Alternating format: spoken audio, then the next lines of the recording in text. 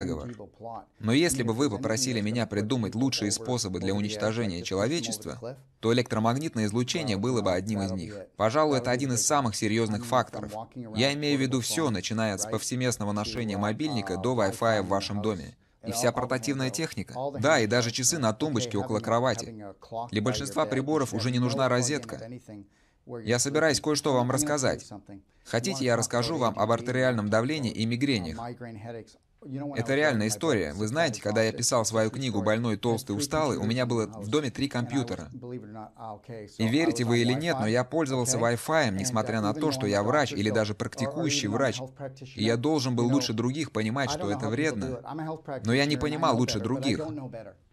Вы знали это, но не следовали этому. Да, я оказался в общем стадии. Это реальная история.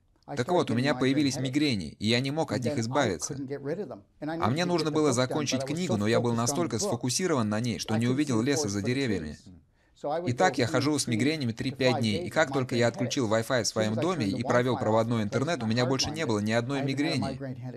Тогда я по-настоящему прозрел и сказал себе: «О боже, у меня же есть пациентка, которая страдает потерей волос», и она не понимала, почему. И тогда я сказал ей: «Все дело в Wi-Fi», а она ответила: «Я не могу его отключить, потому что мой муж зарабатывает с его помощью». «Все же вам лучше его отключить», — сказал я. Она ушла, и догадайтесь, что произошло. Она его отключила, и жжение на коже ее головы прекратилось. И когда ее дети пришли и снова его включили, жжение опять возобновилось. Она сразу же узнала, что Wi-Fi включен. Сейчас ее волосы снова отрастают, но происходит не только это.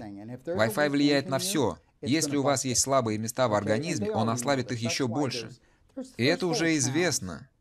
Вот почему целые школы, целые города в Европе уже запретили у себя Wi-Fi. Вы знаете, что такое логика, так пусть она восторжествует. Получается, что все, что облегчает нашу жизнь, является смертельно опасным. Микроволновки облегчают жизнь, и они смертельно опасны. Wi-Fi опасен. Я имею в виду, что если вы разрешаете вашим детям лежать в кровати с планшетом или смартфоном, их здоровье серьезно пострадает.